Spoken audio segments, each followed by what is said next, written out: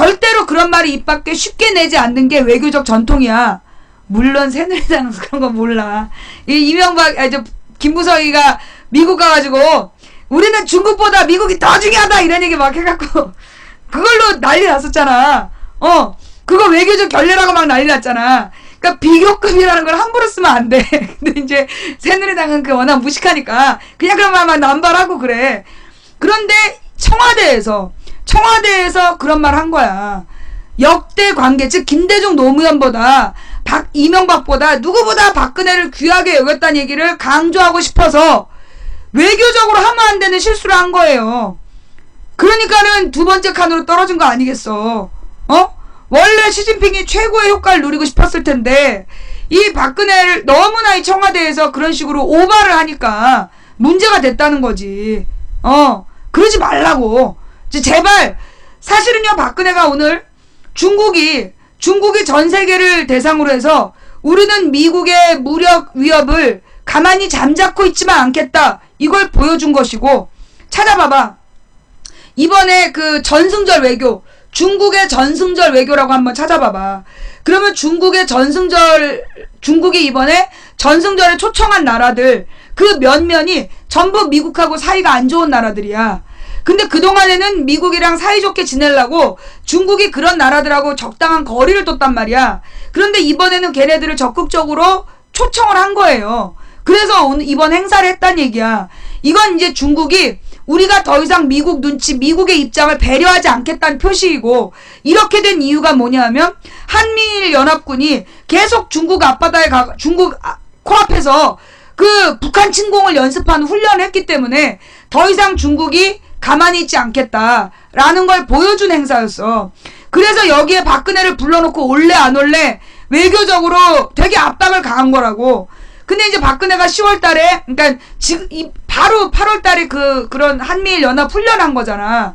그래서 중국이 되게 화가 나 있었고, 그러니까 갈 거다라고 얘기를 해서 중국에 지금 화를 좀 풀어준 거고. 근데 이 10월 달에 지금 이 한미일 연합군이 그 10월 달에 또 전쟁쇼 하나를 지금 준비 중인 꼴이야. 지금 우리 군부에서, 우리나라 국방부에서 지금 뭐 김정은 목을 따겠다 참수작전 얘기 나왔지. 그 다음에 10월 달에 무력 도발이 예상된다는 그런 기사 나왔지. 그 다음에 미국에서 한반도는 언제든 전쟁이 일어날 수 있는 곳이다 라는 말까지 나왔어요. 그러니까 이게 지금 박근혜가 전승절 열병식에 간 거에 대해서 일종의 한미일 연합군이 항의하는 개념이야. 항의하는 개념이고 매우 이건 심각한 문제다. 지금 박근혜 정부에서 군부를 제대로 통제하고 있지 못하다라고 바라보는 매우 심각한 문제라고. 그러니까 이게 지금 우리가 8월 달에 전쟁 위기 있었지. 근데 9월 달에는 지금 중국의 전승절 쇼를 했지. 그 다음에 10월 달이 되면 또 전쟁 위험이 또 생길 수 있다는 얘기야. 왜 그러냐면 이제 이 10월 달에 그 한미 정상회담이 있는데 지금 북한의 김정은이는 그 한미 정상회담에서 그러니까 북미 간의 평화협정과 관계된 좀 진일보된 협상을 원하는 거고, 근데 지금 남한은 무조건 미국의 힘이든 중국의 힘이든 모아서 북한을 쳐부시겠다 이런 의지를 갖고 있는 거고, 그러다 보니까 그 이해 충돌이 10월 달에 생길 수밖에 없는 상황이다. 그럼 우리 국민들은 또 덜덜 떨어야 되고, 언론에서는 사재기 하라고 또 막 부추길 거고, 그래갖고 사재기 해놓은 거 보면서 두고두고 보면서 속상해하고 그럴 거 아니야. 근데 이제는 사재기도 안 한다는 거 아니에요. 이제는 사재기도 안 하고, 사람들이 더 이상 돈이 없어서 그냥 전쟁 나면 죽지 뭐 이런 분위기로 지금 참고 넘어가고 있는 거야. 지금 이제 그런 상황인데, 어쨌거나 박근혜가 중국의 반미 군사 퍼레이드에 참석했다는 건 지금 우리가 중국과 미국에 있어서 어느 쪽으로 치우치지 않는 외교를 펼치겠다 이걸 보여준 거예요. 나는 박근혜가 알고 갔는지는 잘 모르겠어. 박근혜가 지금 자기가 한 게 지금 어떤 의미인지 알고 갔는지 모르겠는데, 어쨌거나 박근혜가 알고 했는지 모르고 했는지 지금 박근혜가 반미 군사 퍼레이드에 간 거 자체는 나는 잘못한 건 아니라고 봐요. 왜냐하면 다음 달에는 또 미국 쪽에 또 가서 알랑방구를 껴야 된단 말이야. 미국 쪽에 알랑방구를 끼기 전에 이 중국하고 친한 척을 해서 이 되도록이면 우리나라가 중립적인 그리고 중립적이고 독립적인 자주적인 국가라는 거를 대내외에 보여준 거는 되게 잘한 건데 그런데 그걸 갖다가 지금 조중동에서는 절대 그렇게 의미 해석을 안 하잖아. 그러면서 최고의 대우를 받았네 어쨌네 이런 뻥카만 치다가 개망신 당하고 지금 오보사태 터지고 이런 거거든요.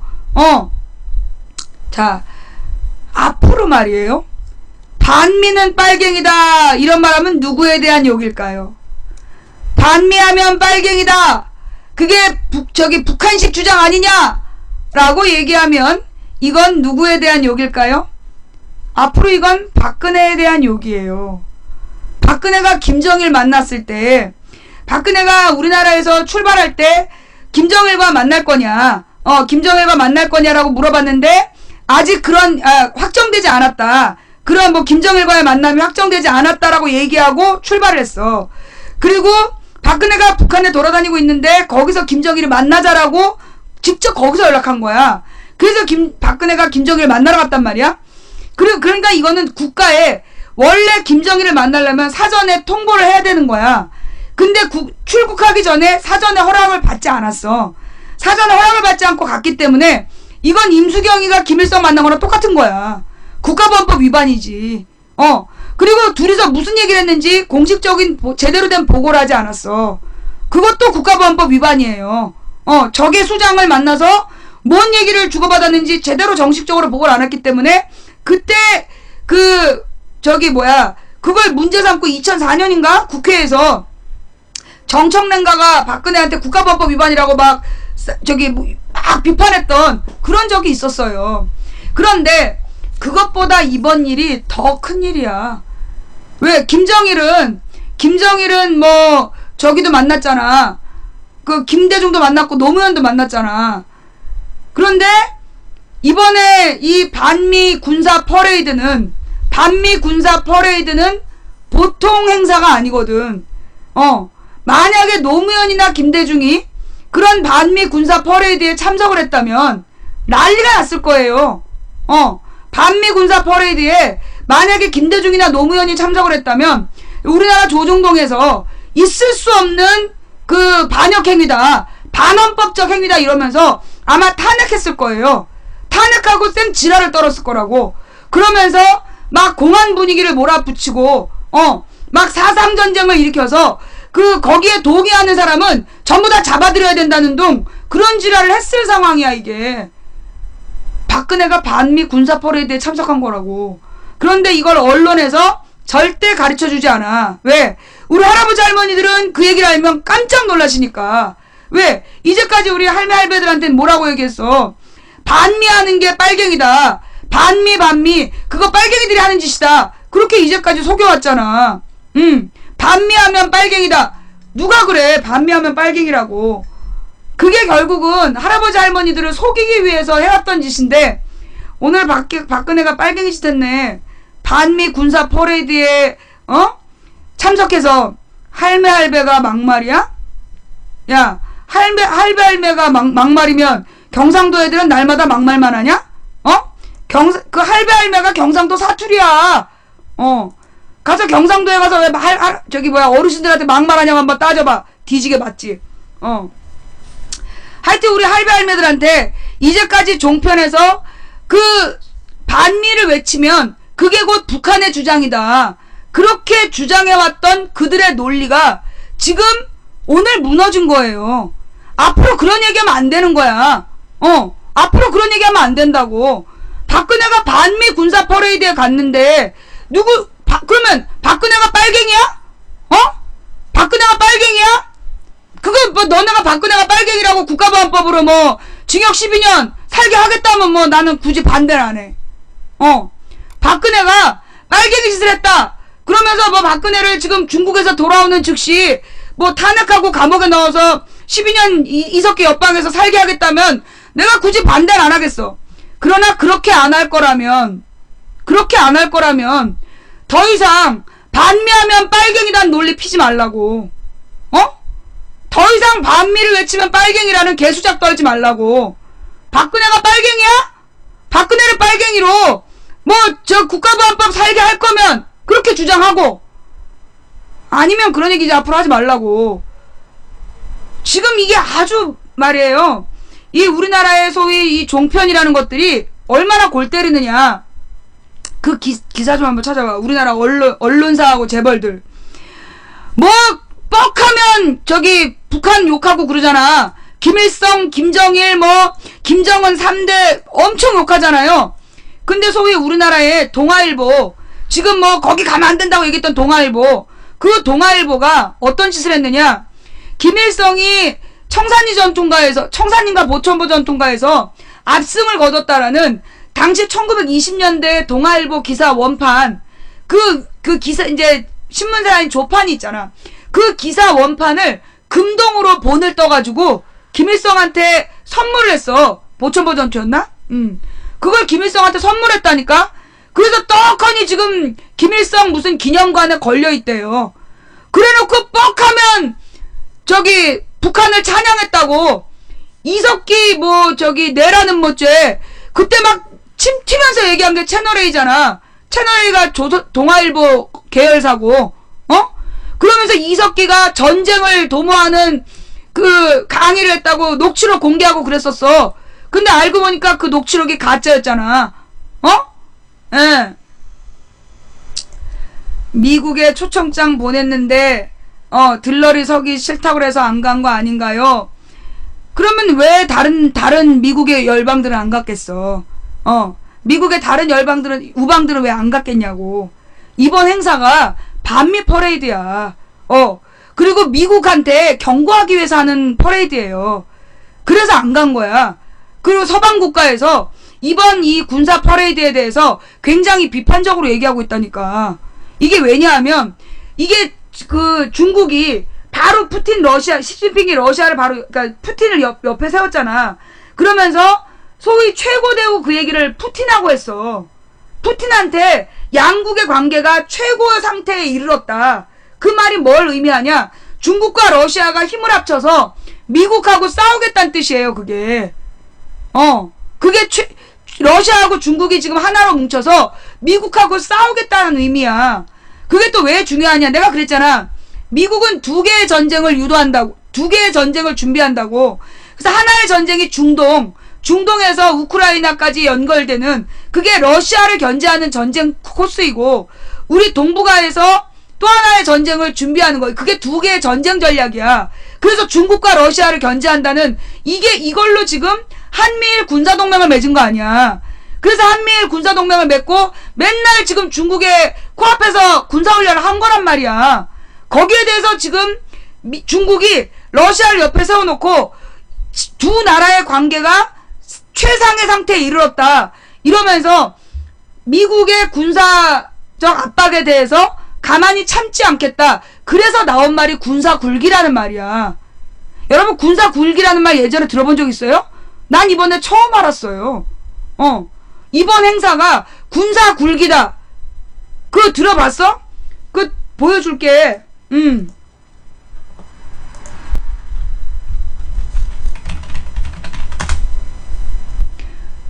예.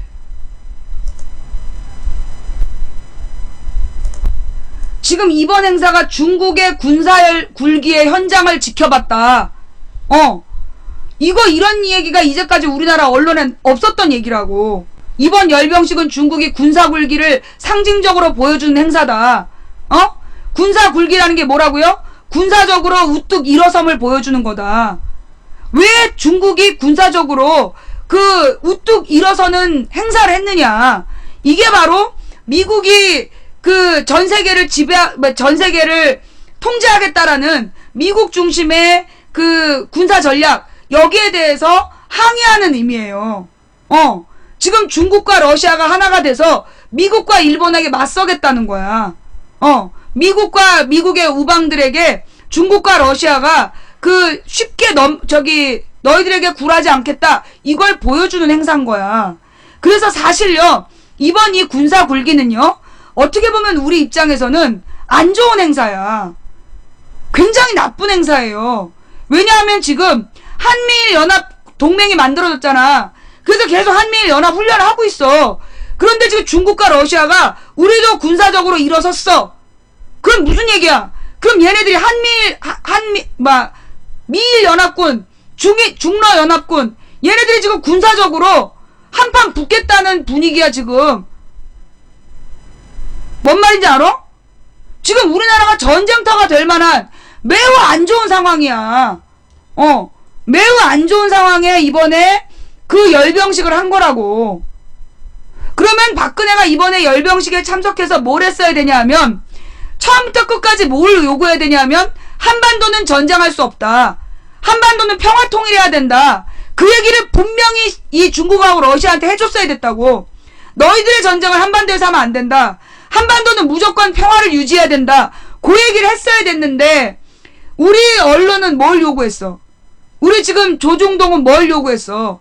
조선일보, 동아일보가 요구한 건 가서 북한을 고립시켜달라고. 그 얘기를 해야 된다 그런 거 아니야. 내가 잘못 들었어요? 지금 오늘까지 조선 채널A TV조선에서 계속 방송 나온 게 북한을 왕따시켰다. 그 얘기 계속 나왔잖아. 내가 잘못한 거예요? 지금 저기 채널A TV조선, KBS, MBC, SBS, YTN 뭐 전부 다 북한이 소외됐다. 그 다음에 북한이 42번째에 섰기 때문에 그만큼 북한의 지위가 떨어졌다는 거, 북한과 중국의 관계가 소원해졌다는 걸 뜻하는 거다. 그런 것만 계속 언론에 얘기했잖아. 그 얘기가 그 얘기야. 2번 42번 기사가 제목 찾아봐. 남한은 북한 42, 그게 그 의미라고. 이 북한이 중국하고 관계가 멀어져서 멀리 떨어져 앉았다. 그런 걸 우리 언론에서 되게 강조했잖아요. 신외교라고 막 그러면서 이 북한보다 우리가 중국하고 친해졌다는 걸 막 강조하고 있잖아. 그러면 안 되는 거라고 지금. 지금 그런 얘기 할 때가 아니라고. 우리 언론은 일제히 지금 중국이 군사 열병식을 하지만 이 군사 열병식을 통해서 중국이 보여줘야 되는 건 싸우지 않고 이기는 것이 진정한 승리다. 내가 만약에 우리나라의 진짜 보수 언론이라면 박근혜가 가서 메시지를 중국에 어떤 메시지를 줬어야 되냐면 정말 대단한 중국의 군사력을 보고 감탄을 금할 수 없었다. 하지만 진정한 승자는, 진정한 강자는 싸우지 않고 이긴다. 그러니 중국이 싸우지 않고 이길 수 있는 대국임을 보여준 이번 행사가 감탄스럽다. 그러니 이 중국이 그런 힘을 가지고 한반도의 평화를 지켜달라. 이 한반도에서 무력 충돌이 일어나지 않도록 중국이 협조해달라. 그런 이야기를 했어야 됐다고. 그걸 언론에서도 그렇게 요구해야 되고 박근혜도 그렇게 했어야 되는 거고, 중국을 띄워주되 우리가 원하는 건 한반도 평화다. 중국이 싸우지 않고 이기는 대국의 힘으로 한반도의 평화를 유지시켜달라. 그런 얘기를 하고 돌아왔어야 됐는데 그게 아부래. 그게 아부야? 그래, 미안해. 이게 아부로 들리는 너한테 본방 자리를 내주고 있었다는 게 참으로 안타깝구나. 자리 없어서 아웃?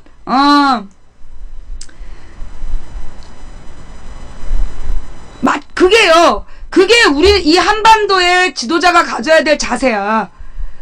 김대중 그러면서 신외교라고 그러면서 박근혜가 막 엄청 뭔가 잘했다는 식으로 막 떠들어. 중국이 환대해줬다고. 중국이 왜 환대를 했겠냐. 중국이 환대하는 이유는 뭐겠어. 그게 다 얻는 게 있으니까 하는 거지. 이번에 박근혜 팔아갖고 서방에다가 미국 엿먹인 거 자랑한 거야. 근데 그게 뭔지도 모르고 막 전날이 박근혜가 대우받았다고 그 얘기만 지금 하고 있잖아. 그러면서 신외교 막 그런 얘기를 하고 있어. 그런데 정말로 박근혜가 외교를 하려는 마음이 있었다라면 김대중 노무현 때 모였던 육자회담을 복원했어야 돼. 내가 박근혜라면 이렇게 어렵게 굉장히 앞으로 닥칠 너 빨갱이지라는 욕먹을 각오라고 여기 왔으니 시진핑한테 당당하게 요구해야지. 이제 우리가 이제 내가 여기까지 왔다. 내가 국내에서 막 보수 언론들의 비판을 딛고 여기까지 왔다.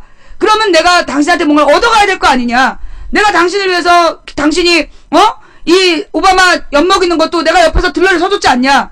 그러면 이제부터 뭘 해야 되냐면 중국은 육자회담에 나와달라. 그래서 한반도가 주도하는 육자회담, 김대중 노무현 때 그렇게 했어.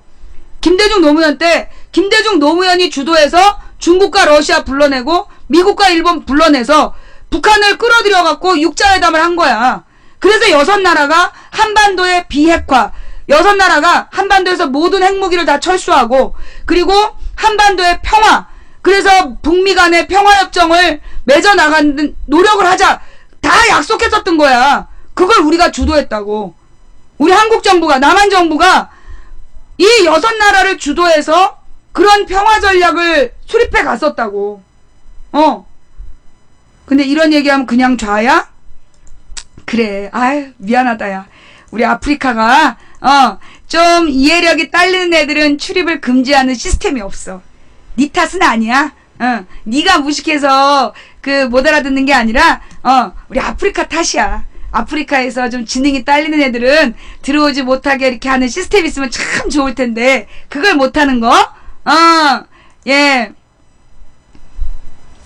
사진 찍자는 시진핑 말 못 알아듣는 중국어 유창하다던 박양. 이것도 뭐예요? 아이, 난 이런 거는 좀, 그래. 아이, 이런 거는 뭐 당황하면 뭐 저기 할 수도 있지. South Korean President Park Geun-hye, during the Second World War, China provided support to the Korean people's resistance against Japanese colonial rule.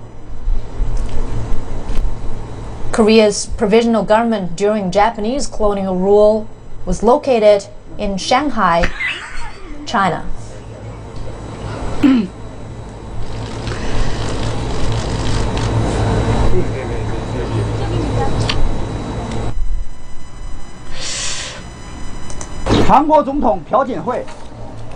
South Korean President Park Geun-hye, during the Second World War, China provided support to the Korean people's resistance against Japanese colonial rule. Korea's provisional government during Japanese colonial rule was located in Shanghai, China.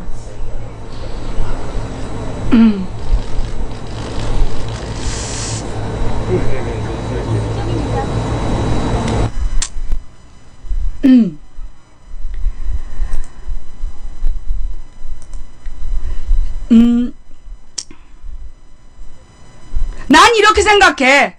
내가 중국을 가봤어. 내가 중국을 가봤는데, 중국의 이제 북경의 북부에 있는 어떤 구에서 내가 지냈단 말이야. 근데 거기에서 이제 텔레비전을 틀으니까 중국에서 이제 한류 드라마가 나와. 한국 드라마가. 근데 한국 드라마가 나오는데 중국말로 대사가 다 더빙이 돼 있더라고. 근데 중국말로 더빙이 돼서 나오는 드라마인데 밑에 자막이 다 있는 거야. 그래서 나는, 야, 이 중국이 청각 장애인들을 위해서 이렇게 자막을 다 넣어주는구나. 대단하다, 중국. 의외다. 장애인 복지가 잘 돼 있구나, 그랬어. 그게 아니라, 중국의 말이 지역마다 달라서, 이게 북경어하고 광둥어가 틀리다는 거야. 대표적으로.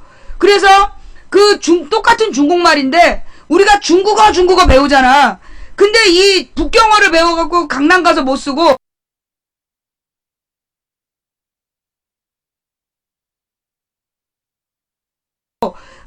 강남에서 배운 말로 중국 가서 못 쓴대요. 광동어라 그러죠? 예.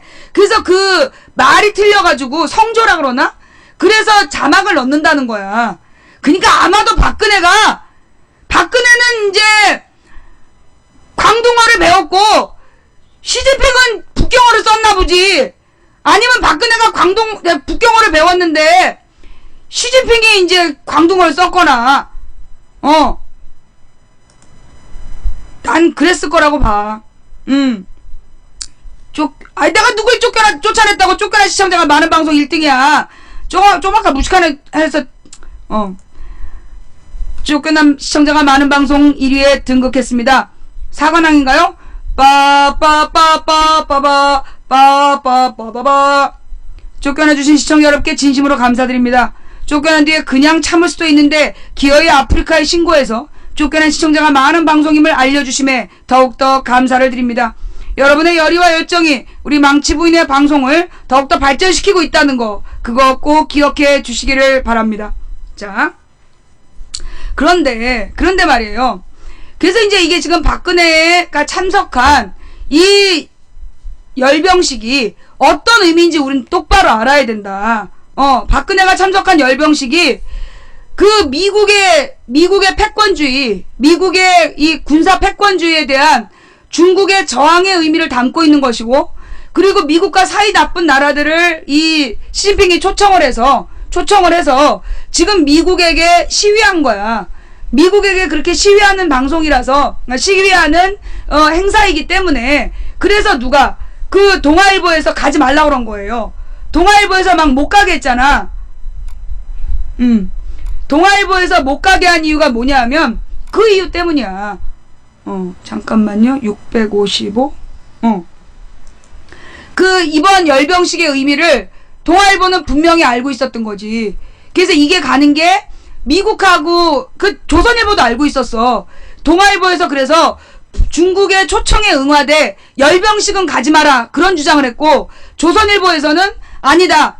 어차피 미국의 뜻을 거스르고 중국에 가는 거니까 이왕이면 열병식까지 가서 그 실익을 따와야 된다. 그 뉴스 나왔잖아. 그게 그런 의미라고. 쟤네들도 알아요. 조선일보, 동아일보도 박근혜가 지금 참석한 행사의 의미가 뭔지 아는 거야. 그런데 국민한테 안 가르쳐 주는 거야.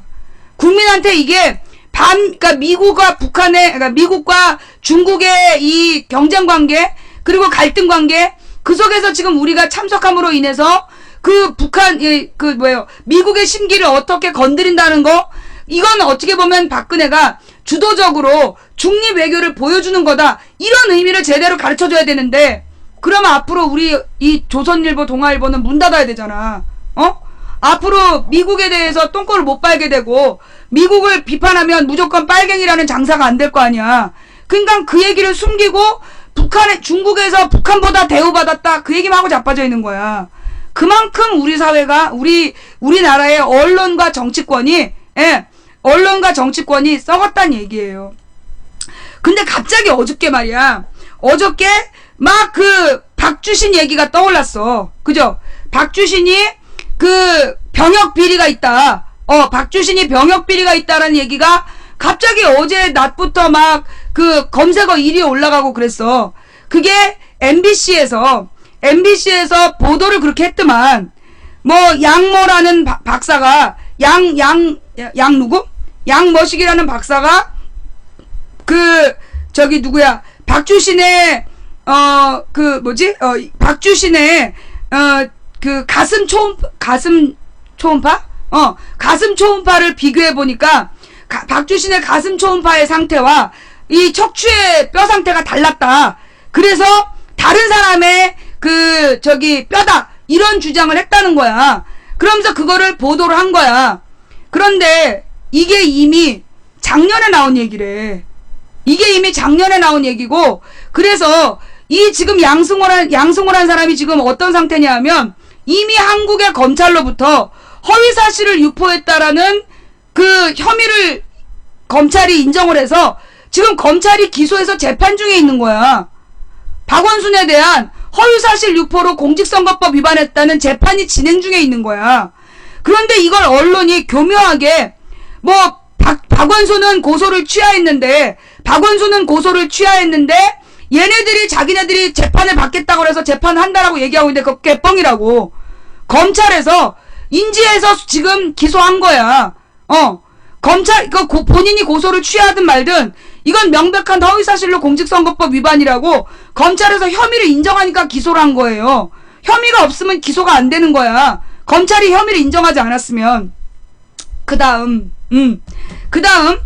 내가 그 서울시에 요청해가지고 받은 자료가 있어. 뭐냐 하면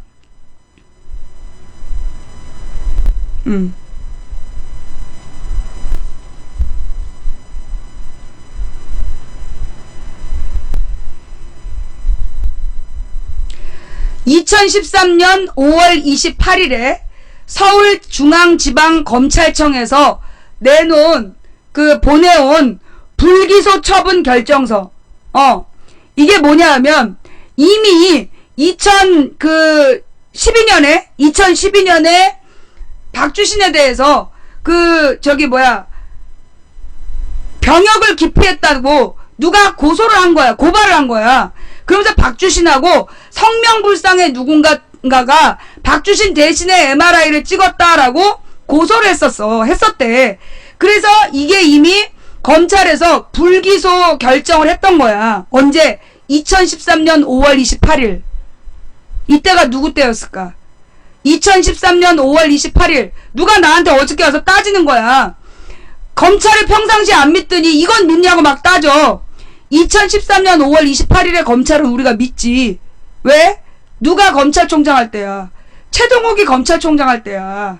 2013년 5월 28일이면 최동욱이 검찰 총장을 할 때고, 그래서 정상적인 판결이 났던 거예요. 그러니까 정상적인 결정이 났던 거야. 자, 한번 읽어드릴게요.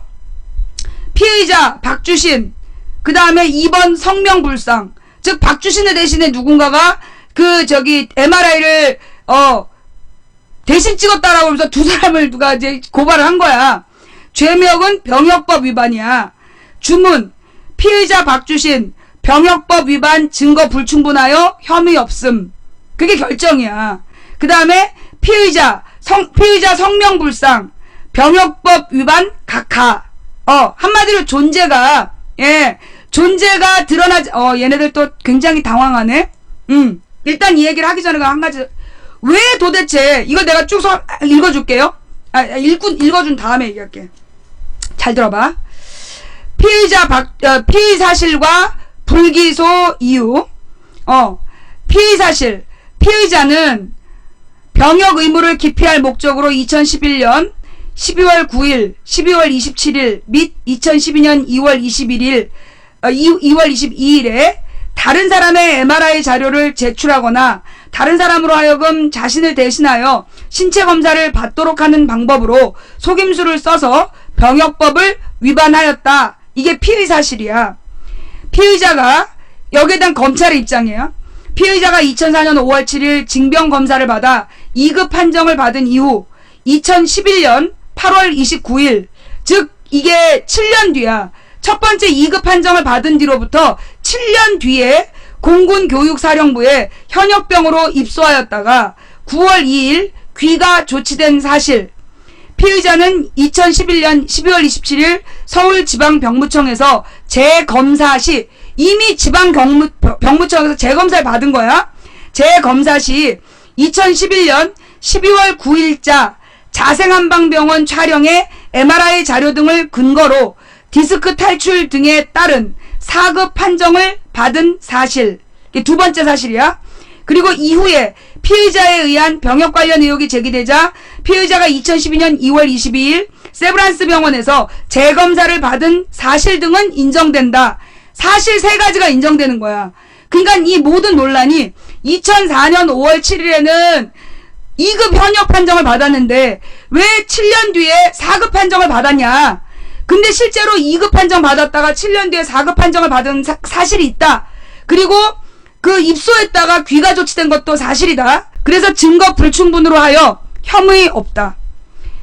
그 다음에 두 번째 피의자 성명불상은 2012년 2월 22일 박주신을 대리하여 신체검사를 받아 병역법을 위반했다는 혐의를 받고 있는데, 위 1항에서 살펴본 바와 같이 다른 사람이 박주신을 대리하여 신체검사를 받은 사실이 인정되지 않으므로 본건 피의 사실은 혐의 없음이 명백하다. 각하한다. 이게 누가 발행한 거냐 하면 서울중앙지검 검찰청에서 발행한 박주신 불기소 처분서야. 한마디로 병역 비리가 없단 얘기예요. 그런데 지금 양승호라는 사람이 작년에 막 박주신이 병역 비리 했다고 떠들고 다니다가 양승호와 7명이 지금 검찰에 의해서 기소가 돼서 재판 중에 있는데, 그 7명 중에 이미 울산에서는 한 사람이 유죄 판결을 받았고 나머지 재판이 지금 진행 중에 있는 거야. 그 재판을 받고 있는 피의자의 진술을 MBC에서 뜬금없이 내보낸 거야. 왜? 특별한 게 없는데 왜? 특별한 게 없는데 왜 그렇게 했겠냐고. 그럼 이때 또 한 남자가 옛날에 국회의원을 하다가 박원순 아들이 병역 비리했다고 주장하다가 그게 허위사실로 인증이 됐어요. 허위사실로 입증이 돼서 국회의원 사퇴까지 한 사람이 다시 전면에 나섰대. 왜? 본인의 개인적인 소송 때문에 이미지가 많이 훼손된 상태라서 뭔가 이렇게 다른 데로 눈 돌릴 필요가 있으셨겠지. 다른 데로 눈 돌릴 필요가 있으시니까 뭐 전면에 나서신다 뭐 이러면서 지금 맞아 떨어진 거야. 그러면 왜 갑자기 MBC는 박원순 이야기를 끄집어냈을까요? 그러면서 어제부터 밤새도록 왜 떠들었을까요? 이유가 뭘까요? 이유가 뭐냐 하면 그거야. 박근혜의 전승절의 의미. 사실 이게 박원순 아들에 대해서 이건 100이면 100. 증거가 너무 명백하잖아. 이미 이게 세브란스 병원 원장, 서울병무청, 그 다음에 대한영상학회 회장까지 인정을 한 영상이야. 이건 100% 진해가 깨질 수밖에 없는데 지금 이걸 왜 꺼냈겠어? 증거가 명백한 내용을 꺼낸 이유는 뭐냐? 소위 박원순의 아들을 건드리면 박원순을 지지할 만한 소위 야권 세력들이 그쪽에다가 신경을 쓰고 방어를 할 거 아니야. 눈 돌리는 거죠.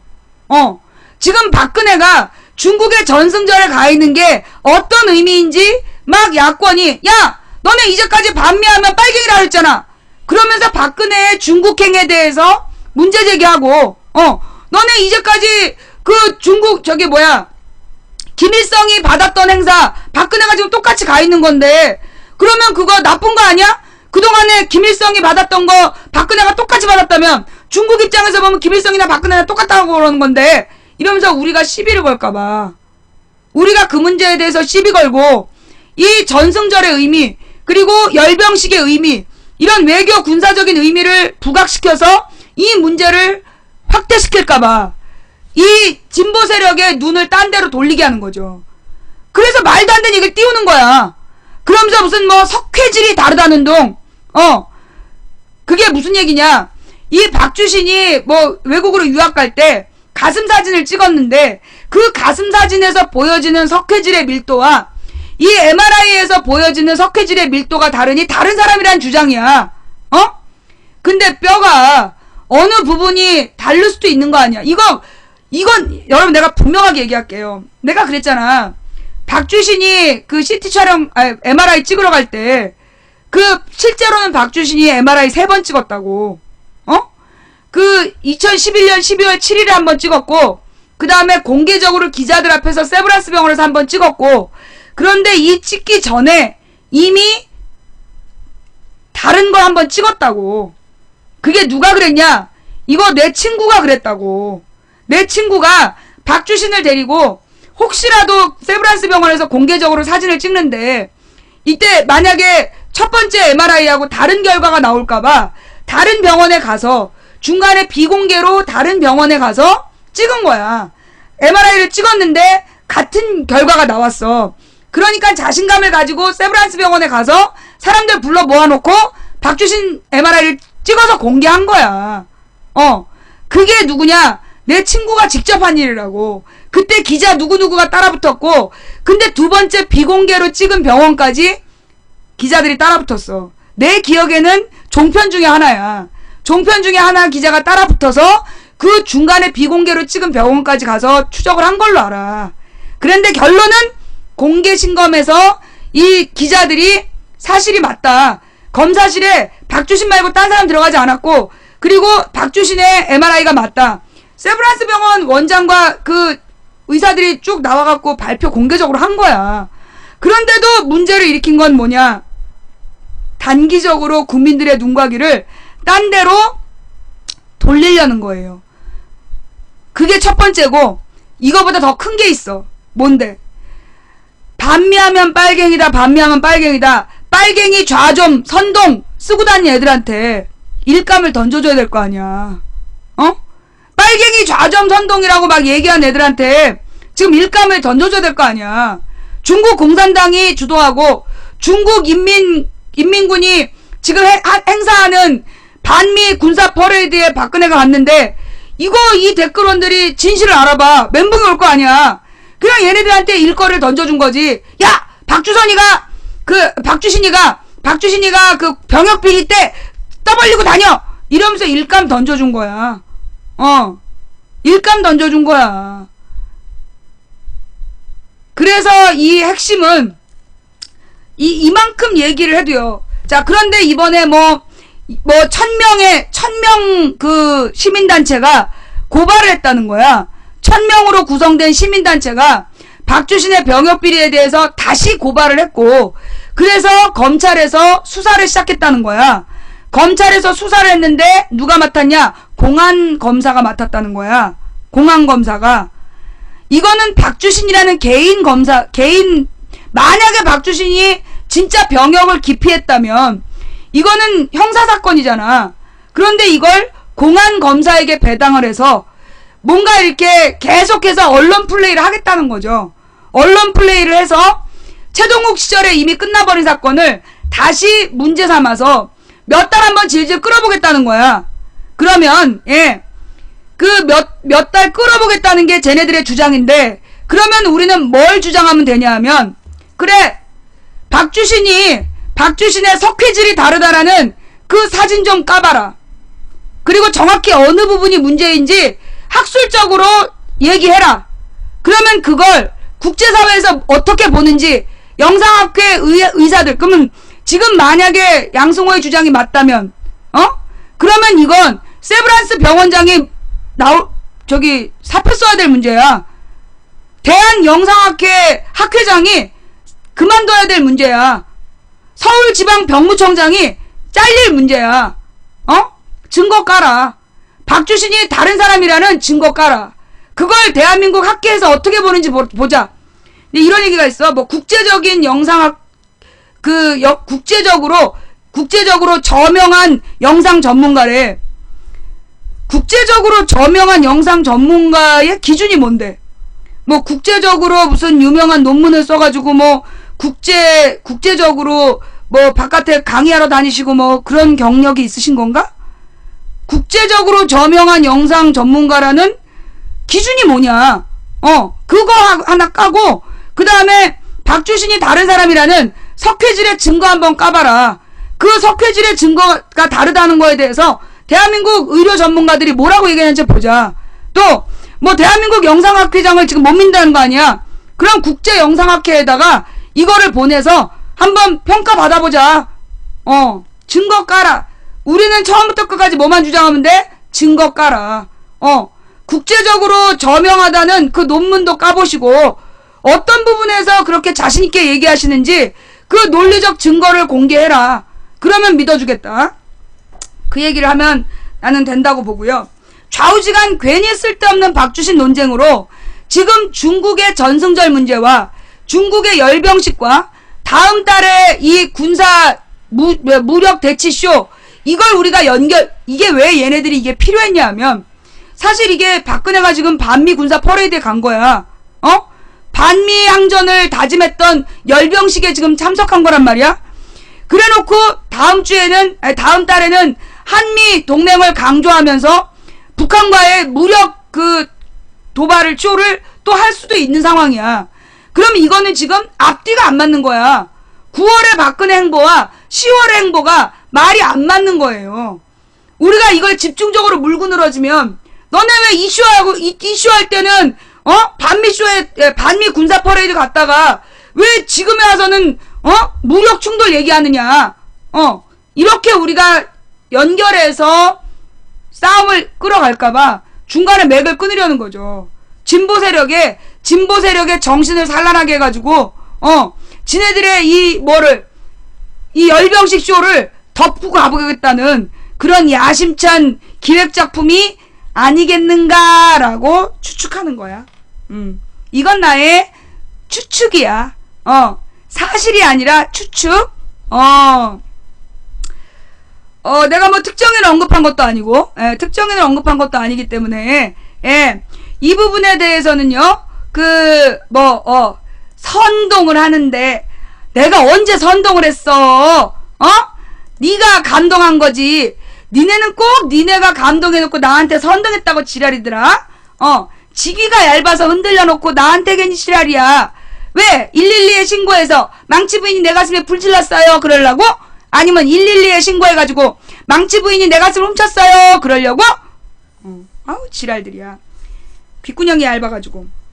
자, 그 이야기 넘어가서 다음 이야기는 뭐냐? 경찰이 지난 2년 동안 2년치 최루액을 세월호 반대 시위에 쏟아부었다. 또 지금요, 이 검찰이 굉장히 위법적으로 수사를 하고 있다. 그래서 지금 막무가내 묻지마 이 압수수색, 이게 뭐 뉴스가 안 나오고 이래서 그런데 실제로 지금 대한민국 검찰이 제정신이 아니라는 거야. 막무가내로 막 압수수색하고, 그리고 사법처벌이 굉장히 많아졌고, 박래군 같은 사람이 대표적으로 억울한 사람 아니야. 지금 박래군이라는 사람이 시민운동가야. 근데 이 시민운동가가 폭력 시위를 주도했다고 지금 감옥에 구속되어 있어. 근데 이 사람이 폭력 시위를 주도했다는 증거가 있다 없다? 없어. 그럼 폭력 시위를 유도하거나 지시했다라는 증거도 없는데 지금 구속돼 있어요. 묻지마 압수수색이 너무 늘어난 거야. 세월호 집회 참가자 구속 위에 증거 조작. 자, 이런 기사도 있어.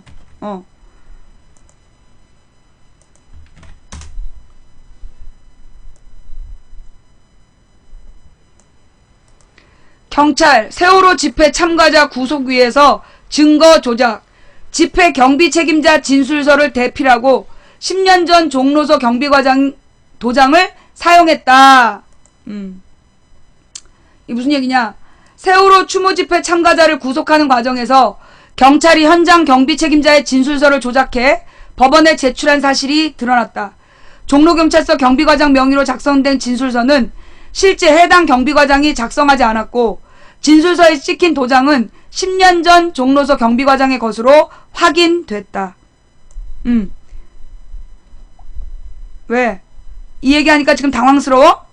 경찰 조작 대필 진술서 증거자료로 법정에 제출, 집회 참가자 조작된 자료 바탕으로 영장 실질심사에서 구속. 지난 4월 18일 세월호 추모 집회에서 경찰은 일용직 노동자 권모 씨를 포함 참가자 100여 명을 연행했다. 권 씨를 특수공무집행 방해 등 혐의로 구속 기소하는 과정에서 당시 종로서 이규환 경비과장 명의의 진술서가 증거로 제출됐다. 4월 21일 작성된 이 진술서에는 오후 6시경 광화문광장 세종대왕상 주변에 4천여 명이 모여 불법 집회를 하고 질서유지선을 파손했다.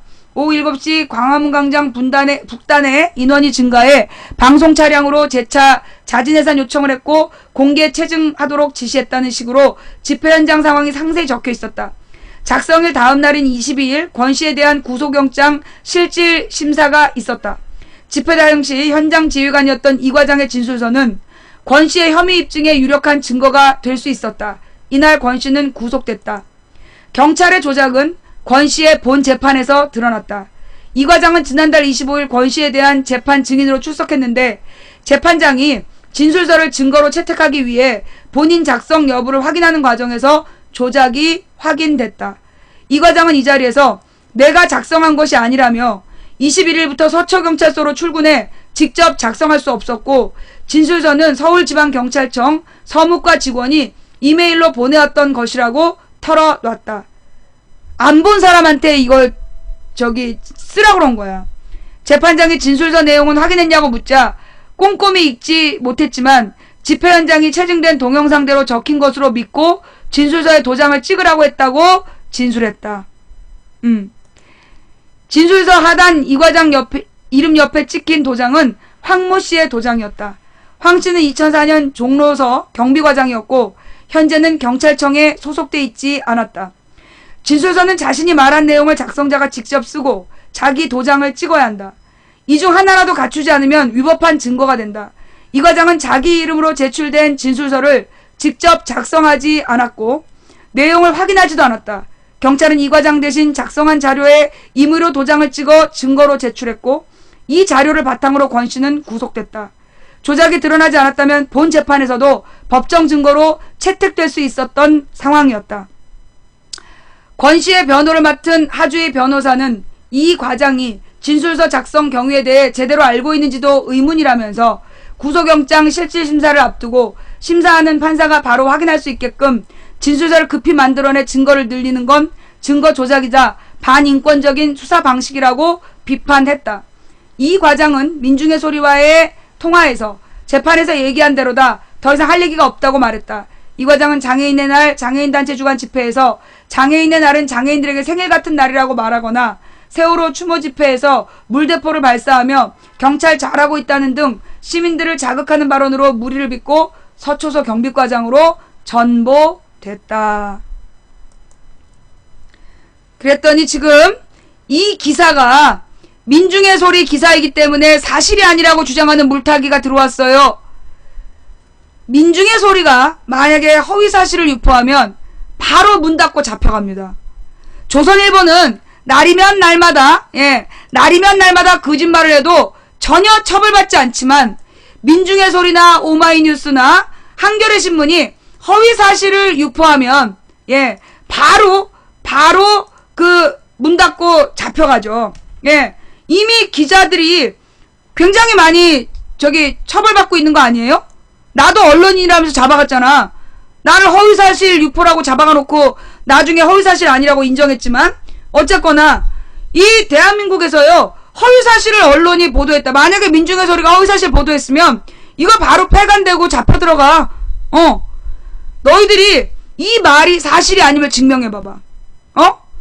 지금 이 과장의 도장이 찍히지 않은 거짓 증거 자료가 재판에 회부된 게 재판에 증거 자료로 나온 게 아니라는 걸 증명해봐. 그럼 내가 사과할게.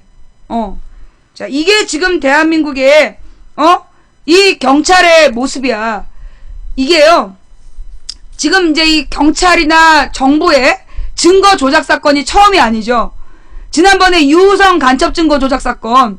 그게 박근혜 정부에서 국정원하고 검찰이 증거 조작해갖고 제출했잖아. 그래서 이게 중국하고 외교적인 문제가 됐다 그랬잖아.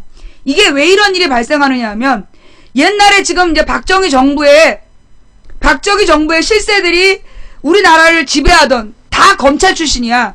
얘네들이 검찰에서 우리나라를 호령하던 시절이 박정희 전두환 때야. 근데 박정희 전두환 때는 증거가 필요가 없었어. 왜?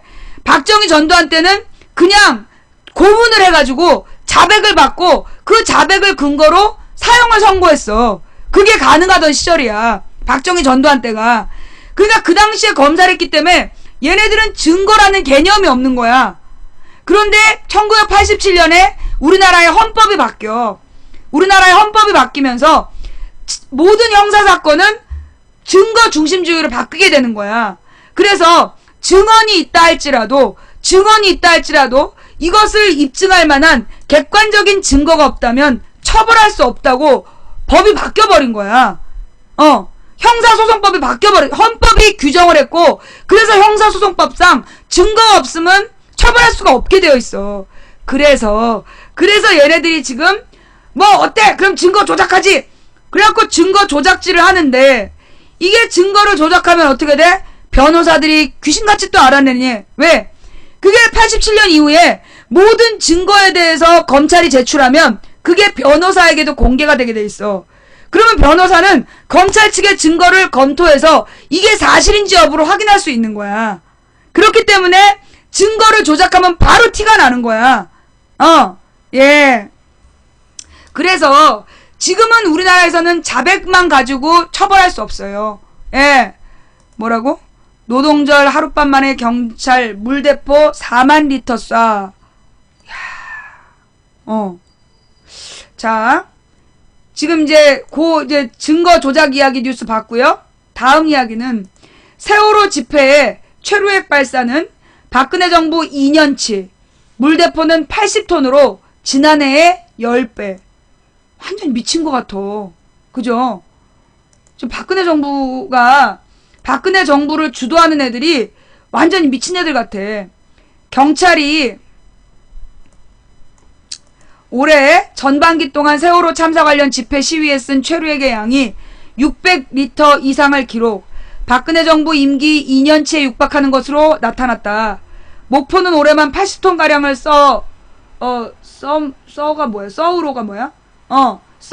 지난해에 10배에 달했다. 과도한 집회 억압이라는 지적이 나온다. 새정치민주연합 임수경 의원이 2일 경찰청으로부터 받은 자료를 보면 경찰은 지난 4월 18일 범국민 대회 집회에서 모두 465.75리터의 캡사이신을 사용했다. 11일 세월호 문화제에서는 29.76리터, 일주기 당일인 16일에는 범국민 추모제에서 13.7리터를 썼다. 5월 1일 노동절밀 및 4.16 연대 집회에서는 123.34리터를 썼다. 이 나흘 동안 총 630리터 이상을 쓴 것이다. 경찰은 박근혜 정부인 2013년부터 14년 2년간 678리터의 최루액을 썼다. 단 나흘간 사용량이 2년치에 육박하는 셈이다. 경찰은 이후 5월, 6월에도 4차례에 걸쳐 5리터가량의 최루액을 사용한 것으로 밝혀졌다. 올해 전반기에만도 모두 657.7리터를 쓴 것이다. 세월호 일주기 범국민 추모제 등 세월호 관련 집회 시위에서 사용한 양만 총 163.55리터로 올해 사용량의 96.9%에 달하는 것으로 나타났다. 이는 지난해 총 사용량의 3.3배에 이르는 양이기도 하다. 최루액을 섞은 물포도 올해 6개월간만 79.2톤을 사용했다. 지난해 8.5톤을 쓴 것에 비하면 10배가량이다. 이 역시 대부분 세월호 관련 집회에서 쏜 것으로 드러났다.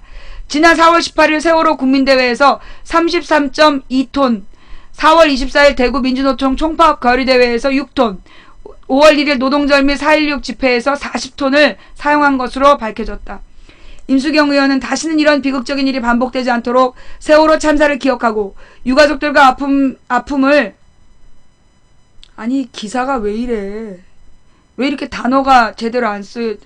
유가족들과 아픔을가 발생하지 않도록 기억하기 위해 자발적으로 모인 시민들에 대해 정부는 이를 보듬기는커녕 공권력을 동원해 과도한 폭력을 행사하고 있다면서 정부는 세월호를 기억하려는 국민의 의지를 폭력으로 막기보다 헌법을 보장하고 있는 집회의 자유를 보장함으로써 세월호를 기억하려는 국민의 목소리에 귀 기울여야 할 것이라고 지적했다. 누가 쓴 기사냐? 아니 기사를 올리기 전에 이게 좀 한번 읽어보고 올려야 될 거 아니야. 이게 또 어저께 4시, 2시에 올린 기사인데 어저께 3시에 이게 맞춤법이 안 맞는데 이걸 그대로 올려놨어. 이래가지고 어떻게 이 경향신문 이거 얼굴에 똥칠하고 있는 거지? 자, 예. 그래서 지금 좌우지간 경찰이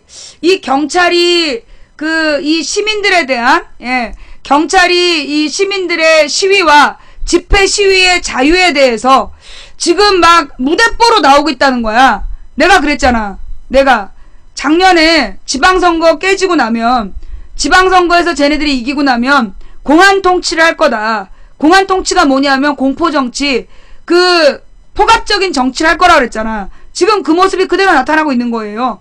예. 지금 박근혜 정부가 할 수 있는 일은 국민을 겁주는 거, 국민을 강제로 강압적인 정치를 할 수밖에 없어. 왜냐하면 능력으로, 실력으로 국민을 설득할 수밖에 없기 때문에 레알 정신병. 그래, 네가 봐도 박근혜가 레알 정신병이야, 그지? 근데 막 대통령대로 레알 정신병이 뭐야? 자, 박근혜가 세월호 집회가 불법 시위였다고 주장하는데 그건 사실일까요? 불법 시위가 아니었어요. 저도 그 현장에 있었는데요. 맨 처음부터 그냥 시민들이 꽃을 헌화하러 가겠다 그런 거야. 그런데 차벽을 쳐서 막았어. 그런데 이 차벽이 뭐다? 위헌이다. 내 위에 써놨잖아요. 예. 시민의 통행권을 방해하는 차벽은 위헌이라고 2011년 헌재가 판결을 했어. 그런데 박근혜 정부에서 그런 위헌적인 이 차벽을 세워놓은 거야. 그러니까 시민들이 딴 데로 돌아가면서 행진을 했단 말이에요. 여기서부터 문제가 생긴 거야.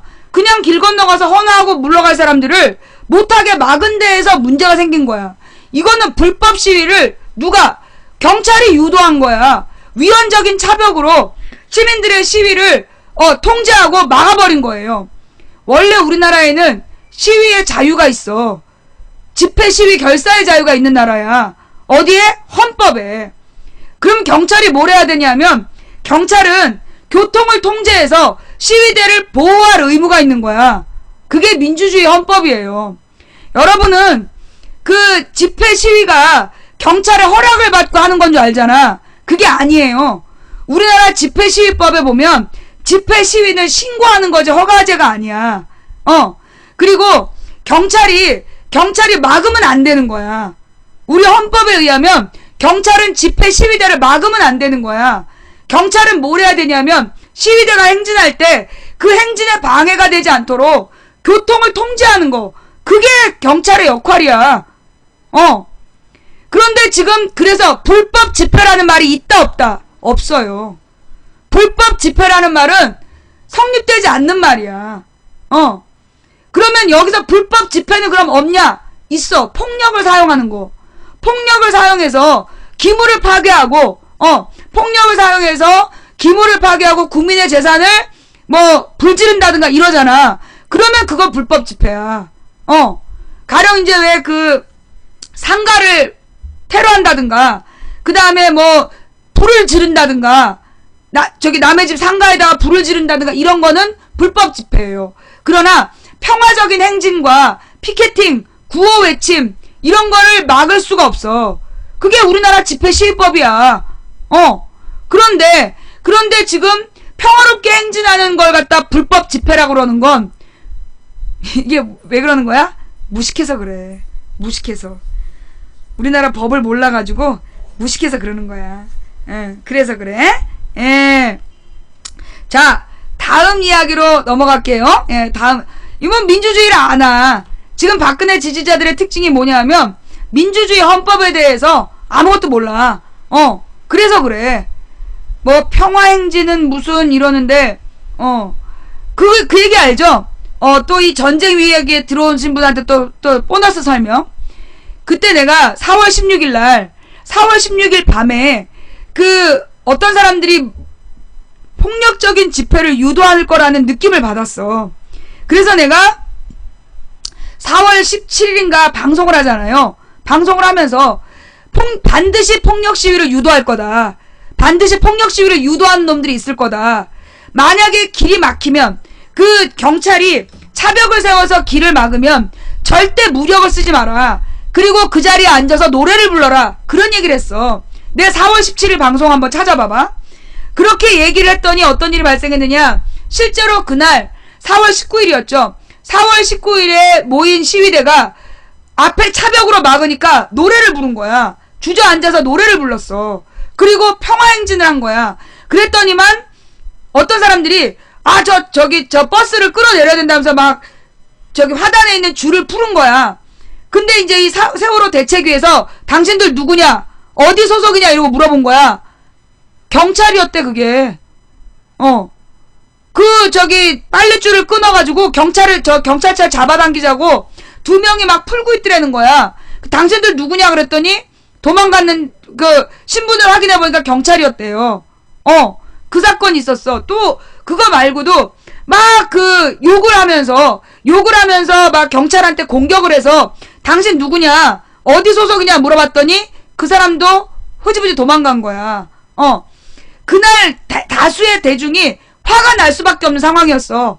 어땠냐면 세월호 유가족들을 광화문 경복궁 담벼락에 감금해 놓고 화장실도 못 가게 한 거야. 그래서 길거리에서 양동이에다가 대소변을 보게 한 거야. 가림막도 안 주고.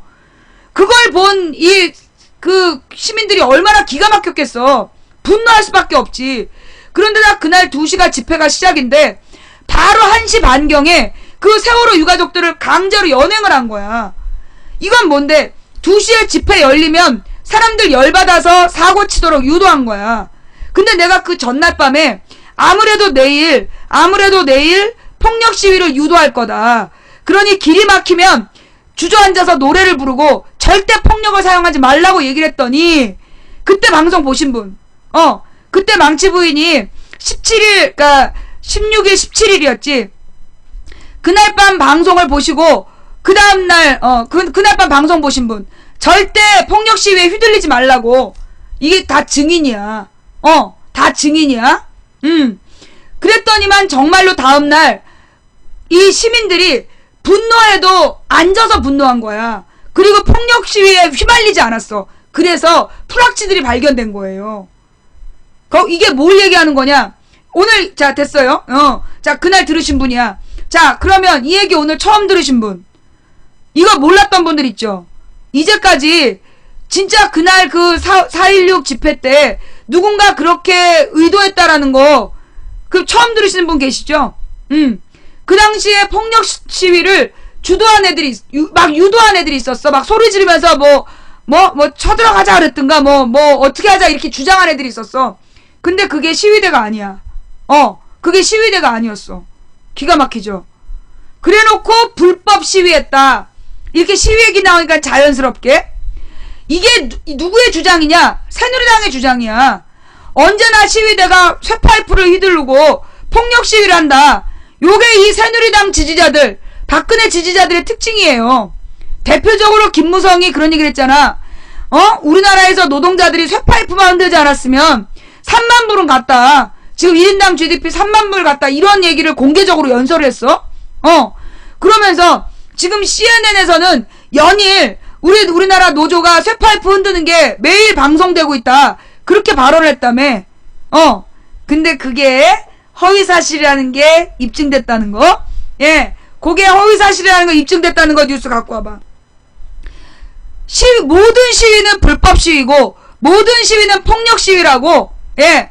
모든 시위는 폭력 시위라고 주장을 했던, 아니 그게 김무성의 주장이, 허위라고 증명됐다는 거예요. 요거는 이제 김무성의 발언 내용에 대한 기사이고, 요거 말고, 그게 사실이 아니다. CNN에서 날마다 우리나라 노조가 쇠파이프 들고 시위하는 장면만 나온다는 주장이 거짓말이다. 허위로 증명됐다는 거. 이승환, 친일파 재산 환수했으면 소득 5만 달러 같다. 이 김무성이 노조 쇠파이프 발언에 누리꾼들의 비난 본물. 참. 근데 여러분 있잖아요. 아까 내 얘기하다 빼먹은 게 있는데, 뭐냐 하면, 네이버 여론조작단이 아침 일찍 뭘 메인에 띄워놨냐 하면, 내가 그랬잖아. 네이버 뉴스에서 정확도가 여론조작단이 만드는 거라고. 그러니까 자기네들이 보여주고 싶은 뉴스를 막 광클을 해갖고, 클릭 많은 뉴스로 올려. 그게 정확도야. 그리고 막 그 뉴스에다 댓글 달고 이러면서 뉴스를 노출을 시킨단 말이야.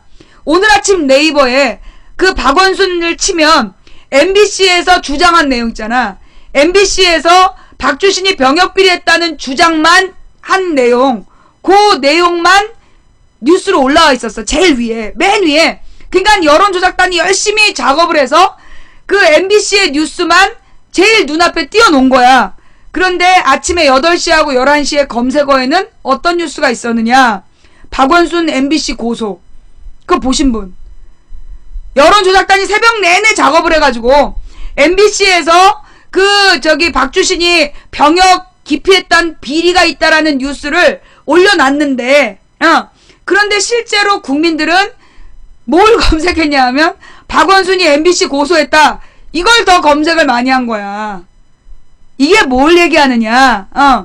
지금 여론조작단이 온갖 수작을 다 해가지고 막 박원순에게 흠집을 내고 싶었으나, 박주신이 병역비리 한 것처럼 유도하고 싶었으나, 국민은 달랐다는 거야. 국민은 그들의 주장에 넘어가지 않고 박원순 MBC 고소 그 뉴스만 계속 검색을 한 거예요. 그러니 우리 국민들이 참 대단하다는 거야. 난 요즘에 그걸 많이 느껴요. 예. 아싸. 그래요. 고마워요. 잠깐만. 요거. 자, 김무성의 발언과 그에 대한 네티즌들의 반응. 예. 먼저 볼게요. 가수 이승환 씨가 친일파 재산 환수했으면 소득 5만 달러 갔다라고 얘기했다는. 나는 이승환 씨 얼굴을 보고 나보다 한 10년 어린 줄 알았어. 왜냐면 내가 20대 때 이승환을 몰랐거든. 가수 이승환을 몰라서. 근데 알고 보니까 오빠였어. 어찌나 황당하던지. 김무성 노조 쇠파이프 발언에 누리꾼들의 비난 본물. 재벌이 배임 횡령 탈세 안 했으면 5만 달러 갔다. 그런 노동자들 덕에 우리가 이만큼 사는 것이다. 파업하면 용역 깡패 동원하고 물대포 쏘는 현실 모르나.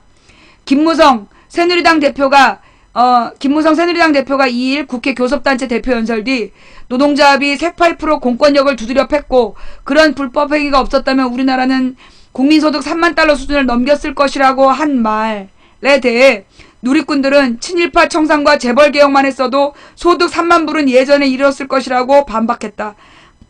역사학자 전우웅 씨는 자신의 트위터로 유신체제가 아니었으면 경제성장 못했다. 노동조합이 쇠파이프 안 휘둘렀으면 국민소득 3만 불 됐을 것이다. 라는 내용을 소개한 뒤 성장한 건 독재덕이고 성장 못한 건 노동자 탓이라는 신념이 지배하는 나라는 결코 민주국가일 수 없습니다. 라고 비판했다.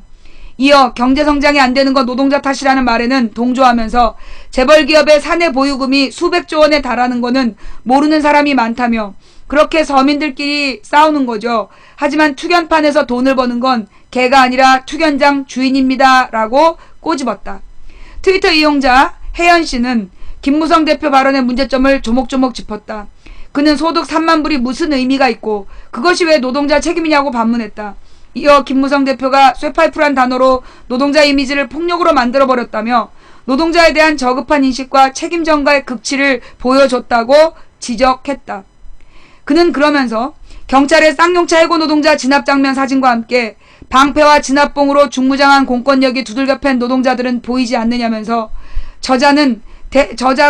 저자로 대표되는 기득권들이 국민 대다수인 노동자를 보는 시각이 쇠파이프를 휘두르는 폭도나 대립 진압의 대상으로 여겨 생각할수록 화가 난다고 적었다. 또 다른 트위터 이용자 누구는 김무성이 국회 연설에서 노조 쇠파이프 안 휘둘렀으면 소득 3만 불 됐을 것이라고 무식한 소리 했다면서 재벌 총수들이 배임 횡령 조세 포탈 착취 안 하고 노동자들에게 분배 잘했으면 진작에 소득 3만 불 넘었을 것이라고 비판했다. 가수 이승환 씨도 같은 날 페이스북에 김무성 노조가 쇠파이프 안 휘둘렀으면 소득 3만 불 됐을 것이란 제목의 한겨레 기사를 올린 뒤 친일파 청산에서 재산 환수하고 사자방 즉 4대강 비리 자원외교 방위산업 비리에 엄한 돈 쓰지 않았으면 소득 5만 불 됐을 것이라고 적었다. 이어 그 외 기타 등등 약 4억 3,700만 가지 정도 더 있으나 생략이라고 덧붙였다. 포털사이트 다음 뉴스에도 김무성 대표의 노조 쇠파이프 발언을 비판하는 누리꾼들이 그 아래처럼 잇따라 올라왔다. 친일파 아들이 국회의원을 하고 차기 대선 주자가 되는 나라이니 상식은 사라지고 날마다 비정상적인 말만 하는구나. 친일 청산하지 못한 대가를 국민들이 혹독하게 받고 있다. 노동자들이 왜 쇠파이프를 들게 됐는지 이유라도 듣고 나서 그런 망언을 했을까. 헌법이 보장된 권리인 노동조합을 쇠파이프라는 단어로 단정해 국민을 모욕하지 말라. 그런 노동자들 덕에 우리가 이만큼 살아가는 겁니다. 노동자들의 땀을 욕되게 하지 말아주세요. 노조가 파업하면 사측의 용역 깡패를 동원하고 경찰은 최류학과 물대포로 응징하는 이런 현실을 알고나 얘기하는 겁니까? 친일 세력과 대기업을 감싸는 새누리당만이 아니었다면 국민소득 5만 불 가능했다. 우리 국민들이 엄청 똑똑해요. 예. 김무성 새누리당 대표는 2일 국회 교섭단체 대표연설에서 노동조합에 대한 적대적인 시각을 여과 없이 드러냈다. 김 대표는 노동시장 양극화로 소득 격차가 커지고 저소득층과 비정규직의 고용 불안과 생활 불안이 가중되면서 국민 통합이 잘 이루어지지 않고 있는 상황에서 전체 노동자의 10%에 불과한 대기업 노조가 파업을 일삼으면서 자기 밥그릇 챙기기에만 골몰하고 있다고 주장했다. 연설이 끝난 뒤 기자들과 만난 자리에서는 대기업 강성노조가 매년 불법 파업을 일삼고 공권력이 투입되면 쇠파이프로 그 공권력을 두드려 팼다며 그런 불법 행위가 없었다면 우리나라가 국민소득 3만 달러 수준을 넘겼을 것이라고 경제정책 실패를 노조 탓으로 돌리는 듯한 발언을 했다. 이에 민주노총은 이날 김무성 새누리당 대표의 쇠파이프 발언과 관련해 성명을 내어 김무성 대표의 노동조합을 악마화하는 막장 발언을 보면 김 대표는 뼛속 깊이 반노동이 낙인되어 있는 사람이라고밖에 볼 수 없다고 비판했다. 자, 그런데 김무성 CNN의 연일 쇠파이프로 경찰 패는 장면 언급은 허위, 노조 비난 급급 사실 확인 안 해. 새누리당 언제 보도됐는지 찾아보겠다. 김무성 새누리당 대표가 2일 미국 CNN 방송에 연일 매시간 한국 노동자가 쇠파이프로 경찰을 두드려 패는 장면이 보도된다고 주장했지만 확인 결과 사실 무근임이 밝혀졌다. 김 대표는 이날 국회 교섭단체 대표연설을 마치고 기자들과 만나 CNN 방송에 연일 매시간 쇠파이프로 경찰들을 두드려 패는 장면이 보도되는데 어느 나라에서 우리나라에 투자하겠는가라고 주장했다. 하지만 CNN 방송 웹사이트와 구글 등을 통해 조사한 결과 최근 6년간 CNN 방송이 한국 노조 파업이나 시위에 관해 쇠파이프로 경찰을 패는 장면을 보도한 것은 전무한 것으로 드러났다.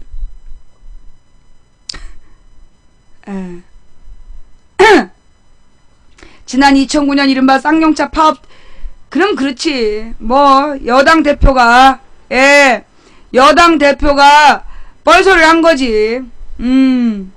CNN 6년 동안 이런 보도 한 적이 없대. 어쩔 거야? CNN에서 지난 6년 동안 이런 보도 한 적이 없대. 자, 얘들아, 왜 딴 얘기하고 그래?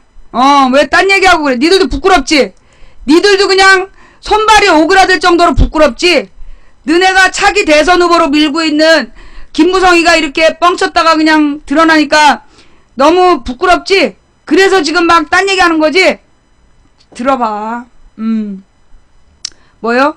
지난 6년간 CNN이 한국 노조 파업이나 시위에 관해 쇠파이프로 경찰을 패는 장면을 보도한 것은 전무한 것으로 드러났다. 지난 2009년 이른바 쌍용차 파업 투쟁 사태 이후 한국에서 거의 쇠파이프가 등장한 시위 사례가 없기 때문이다. 어머, 그랬구나. CNN이 최근 격렬한 한국 시위 사태에 대해 관해 거의 마지막으로 보도된 게 지난 2009년 쌍용차 시위 사태와 경찰의 대치 과정에 관한 기사에서도 전기 충격기로 무장한 성난 경찰들이 해고에 반대하는 노동자들이 노숙투쟁을 하던 공장으로 들어가 해산시켰다. 노동자들은 새총으로 볼트와 너트 등을 발사했고 이 과정에서 당국은 17명의 경찰이 부상했다고 말했다고 보도해 쇠파이프에 관한 언급은 전혀 없었다. 또 최근 민주노총 등이 서울 중심부에서 시위를 벌이는 장면이 일부 보도되기도 했으나 노동자가 쇠파이프로 경찰을 폭행하는 장면은 전혀 보도된 적이 없었다. 김 대표는 또 지금 조선 3사가 작년 하반기부터 올해 상반기까지 7조 4천억 적자다. 그런데 파업한다는 건 아닌가? 그럼 그들이 그 회사 망해도 괜찮은 것인가? 해외에 다 홍보된다고 최근 조선업종 노조연대회의가 공동파업을 하기로 한 것을 지적하면서 마치 외신이 큰 관심을 가지고 있는 것으로 주장했다. 하지만 이에 관해 CNN이나 여타 외신들이 보도한 것은 거의 찾아볼 수가 없었다. 또 김 대표는 그들이 우리 사회 발전에 경제 발전에 끼치는 폐악은 엄청나다며 마치 노조의 파업으로 조선업계가 적자에 직면한 것처럼 주장했다. 하지만 CNN 방송을 비롯한 외신들이 한국 조선업계가 노조 파업 등의 이유로 적자에 직면했다는 보도도 전혀 없었다. 오히려 파이낸셜 타임스를 비롯한 외신들은 한국 조선업계가 원유 가격이 50%나 곤두박질 치는 사태로 국제 원유 회사들이 정유시설의 건조나 관련 선박 주문 등 투자를 줄이는 바람에 점점 더 적자가 누적되고 있다며 최근 한국 등 조선업계가 적자가 누적되는 이유로 국제 원유가의 하락을 꼽았다. 국제 원유가가 이렇게 하락해도 우리나라 기름값은 안 떨어져요. 김 대표의 CNN 방송 관련 발언과 관련하여 최근 언제 CNN 방송이 그런 장면을 방송한 적이 있는가라는 질문에 정성일 새누리당 부대변인은 그건 잘 모르겠고 현장에 있지 않아 발언 배경을 알 수 없다고 말했다. 또 장성철 대표 보좌관은 연일 매시간 발언은 다소 강조하려고 한 것 같다며 발언의 근거 요구는 찾아보겠다며 즉답을 피했다. 김무성 대표의 사실과 다른 발언에 대해 민주노총 교육선전실장은 하나도 사실과 맞는 것이 없어 일일이 대꾸할 가치도 없다면서 노동조합을 악마화하려고 근거도 없이 연일 쏟아대는 막가파식 막장 발언이라고 비판했다. 여러분, 우리나라의 노동조합은요, 예, 우리나라 노동자들이 노동조합을 만드는 거, 이거 빨갱이 짓일까요? 아니면 헌법에 보장된 권리일까요? 응? 우리나라 노동자들이 노동조합을 구성하는 게 헌법에 보장된 권리일까요? 아니면 빨갱이 짓일까요? 이거 헌법에 보장된 권리예요. 이 유엔에 소속된 모든 나라는요, ILO 국제노동기구의 권고에 따라 노조를 방해하면 안 돼요. 노조 구성을 방해하면 안 되고, 국가에서 도리어 기업이 노조 건립을 방해하면 그거를 처벌하라고 주장하고 있어요. 우리나라 헌법에는 이 노동 3권이 인정되어 있어요. 단결권, 이게 뭐예요? 노동조합을 구성할 수 있는 권리. 단체 교섭권, 이 노동조합을 구성해서 회사랑 같이 그 임금 인상을 요구하고 노동조건 개선을 요구할 수 있는 단체 교섭할 권리를 보장하고, 세 번째, 만약에 기업이 노동조합의 요구를 들어주지 않으면 파업을 할 수 있다는 단체 행동권을 보장하고 있어요. 이게 헌법에 보장된 권리예요. 그런데 김무성과 이 새누리당은 노동조합 자체가 악인 것처럼, 그리고 이 노동조합이 파업을 하고 시위를 하는 것 자체가 매우 불법적인 행동인 것처럼 그렇게 주장을 하는 거야. 그렇게 하는 이유가 뭔데? 그래서 노동자들이 파업하지 못하게 하고 투쟁하지 못하게 하는 거야. 그래야 노동자들이 자신의 권리를 못 찾고 노동 조건이 계속 나빠지는 걸 막지 못하니까. 노동 조건을 계속 악화시켜야 기업이 더 적은 임금으로 더 많은 사람을 착취할 수 있으니까. 그래서 저런 짓거리를 하는 거예요. 자, 여러분, 정신 똑바로 차리셔야 여러분의 권리를 찾으실 수 있습니다. 그래서 이 문재인 야당 대표도 굉장히 이 김무성 대표의 연설이 문제가 심각하다.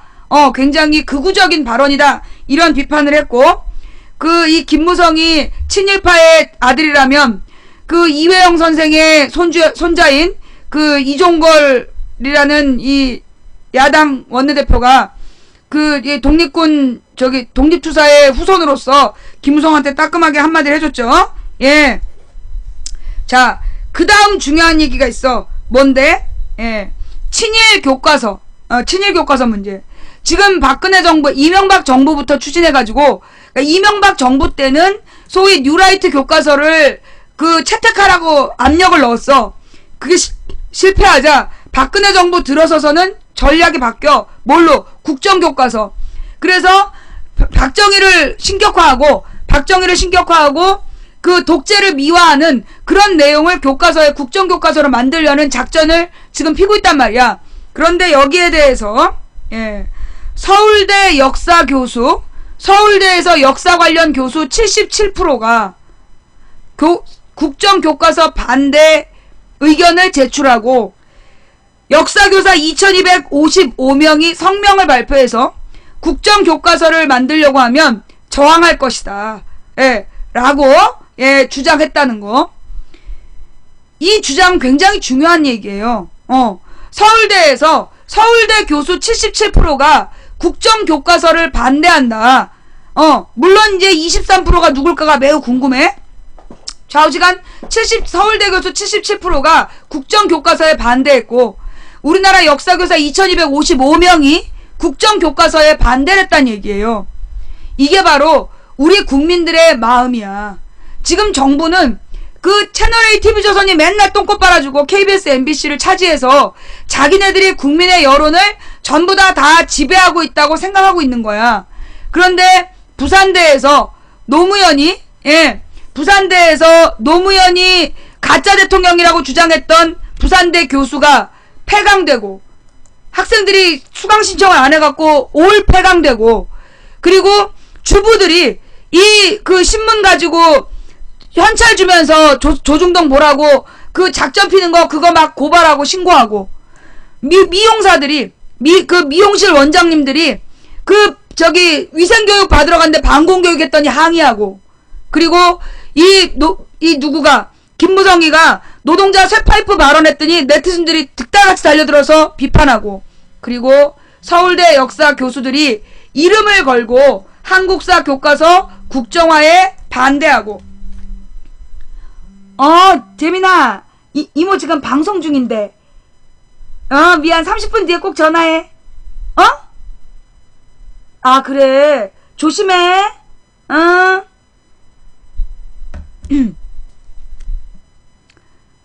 마이크. 서울대 역사 교수들, 예. 조카, 우리 군대 간 조카. 군대 간 조카 얘기한 거야. 서울대 역사 교수들 이름 걸고 한국사 교과서 국정화 반대.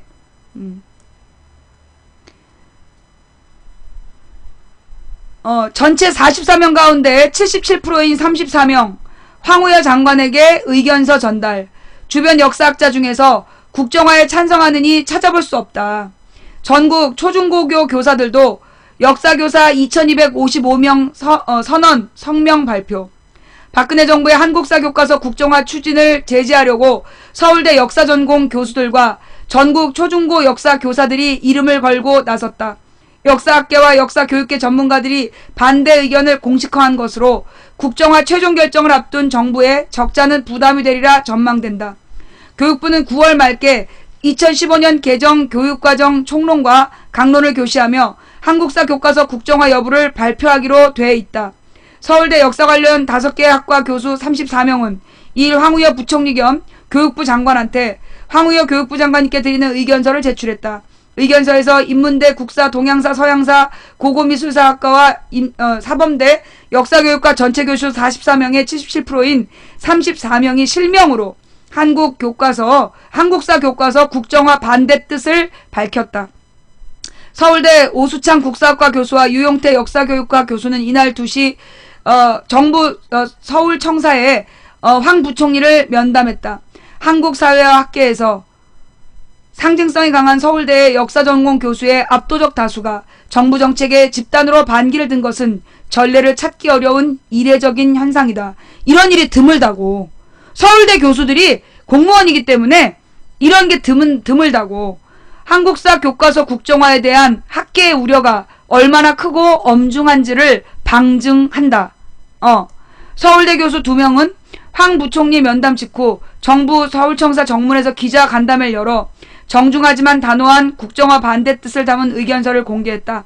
서울대 교수들은 역사교과서 국정화는 헌법 정신과 합치되지 않으며 국가와 사회를 위해 바람직하지 않다며 주변 역사학자 중에서 국정화에 찬성하는 이를 찾아볼 수 없다고 밝혔다. 전국 중고교 역사교사와 초등학교 교사들도 이 한국사 교과서 국정화 및 역사과 교육과정 개학에 반대하는 현장 역사교사 2255인 선언을 발표했다. 지난해 10월 1차 국정화 반대 선언 때 1034명이 이름을 올렸는데 1년 만에 실명으로 반대 의사를 밝힌 역사교사가 배로 늘었다. 교사들은 선언문을 통해 정부가 현장 교사들의 반대에도 한국사 교과서의 국정화를 결정한다면 즉각 국정교과서 폐지운동을 벌이고 대안적인 역사교육을 실천할 것이라고 경고했다. 대다수 역사 전문가들의 강한 반대에도 김무성 새누리당 대표는 2일 국회 대표연설에서 거듭 국정화를 주장했다. 김 대표는 편향된 역사관에 따른 교육으로 혼란을 겪지 않도록 철저하게 사실에 입각하고 중립적인 시각을 갖춘 국정교과서 도입을 반드시 필요하다고 생각한다고 밝혔다. 이게요, 굉장히 어려운 선택이에요. 예. 이게 내가 볼 때는 지금 때가 차오르고 있는 것 같아. 지금 때가 차오르고 있는 것 같아. 내가 왜 기운을 느낀다 그랬잖아요. 내가 기운을 느끼잖아. 그런데 사실 이제 국민들이요, 어떤 정치권에 대한 희망을 버렸어.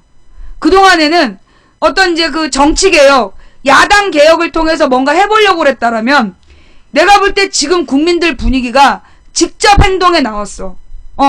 직접 행동에 나서서 이 박근혜 이 독재, 그러니까 박근혜 정부를 구성하고 있는 이 미친 권력에 이 독재에 맞서기로 한 것 같아. 직접. 이제는 뭐 야당 정치인을 통한 간접적 저항이 아니라 내가 볼 때는 국민들이 직접 저항에 나선 것 같아요. 그러니까 이게 그냥 뭐라고 그러나 그냥 이렇게 쑥쑥 넘어갔어. 막 넘어갔는데 왜 이런 거 있잖아. 뭐지? 1대 33대 뭐 그거 1대 33대 300의 비율인가? 그런 얘기 들어봤잖아요. 어떤 하나의 큰 사건이 일어나기 위해서 징조가 있다는 그 원칙이 있어요. 근데 내가 볼 때 지금 우리 국민들이 그러니까 사실 이제까지 쟤네들의 행동은 이제까지 쟤네들이 야당 죽이기에 집중했어. 야당을 죽이면 완전히 진의 세상이 온다. 그렇게 생각해갖고 철저히 야당을 죽여왔어요. 그런데 그래서 사실 우리 국민들이 야당에 대한 관심을 끊었어. 뭐 문재인이 뭐라고 그러든 관심이 없어. 근데 내가 한마디는 하고 갈게. 안철수가 막 문재인더러 리더십이 없다고 막 비판을 했다며. 어이 안 선생, 어이 안 사장, 그 국정원 해킹 사건 어떻게 됐는데? 그 문재인한테 시비 걸지 말고 대기 맡은 일부터 좀 어떻게 해결해봐. 국정원 해킹 사건 그거 증거 찾았어 못 찾았어? 그거 뭐 저기 위원장 맡았다고 기자회견 존나리 열심히 하더니 왜 내놓는 성과가 없어? 혹시 설마 그동안 슬그머니 문 닫은 거야? 끝난 거야? 뭐 하자는 거야 지금? 그럼 뭐 저기 이탈리아 이메일을 못 읽는 거야? 그럼 다른 사람이 시켜서라도 읽어서 확인을 했어야 될 거 아니야. 그 어마어마한 분량 아직 우리나라 조사도 제대로 안 했다며. 어이 안 선생, 안 사장, 당신이 지금 집중할 거는 문재인의 자리가 아니야. 문재인 자리에 눈독 들이지 말고 국정원 해킹 문제는 어떻게 해결을 해. 나 진짜 어떻게 자기 일을 제대로 하는 놈이 없어. 가만 보면 야당에.